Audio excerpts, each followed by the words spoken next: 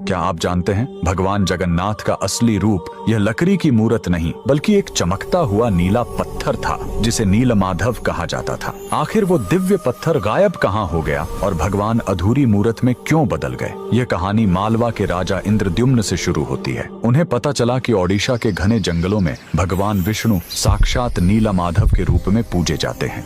राजा ने अपने मंत्री विद्यापति को खोज पर भेजा। विद्यापति जंगलों में भटकते हुए आदिवासी सरदार विश्ववसु तक पहुंच गए, जो गुफा में गुप्त रूप से नीलमाधव की पूजा करते थे। विद्यापति ने सरदार की बेटी से शादी की और जिद करके गुफा देखने की बात मनवा ली। सरदार ने शर्त रखी कि वे उनकी आंखों पर पट्टी बांधकर ले जाएंगे, लेकिन विद्यापति ने चालाकी की। उन्होंने रास्ते में चुपके से सरसों के बीज गिरा दिए। कुछ दिनों बाद जब बारिश हुई तो सरसों के पौधे उग आए और विद्यापति को गुफा का रास्ता मिल गया। उसने तुरंत राजा को खबर दी। राजा इंद्रद्युम्न अपनी विशाल सेना लेकर घमंड के साथ भगवान को लेने पहुंचे, लेकिन उनके वहां पहुंचते ही नीलमाधव की मूर्ति हमेशा के लिए गायब हो गई। भगवान अपने भक्त विश्ववसु के साथ हुए धोखे और राजा के घमंड से नाराज थे। राजा ने रोकर माफी मांगी और अन्न जल त्याग दिया। तब आकाशवाणी हुई, मैं अब उस पत्थर के रूप में नहीं मिलूंगा, अब मैं समुद्र तट पर एक लकड़ी के लट्ठे के रूप में आऊंगा। कुछ समय बाद पुरी के समुद्र तट पर एक विशाल अद्भुत लकड़ी का लट्ठा तैरता हुआ आया।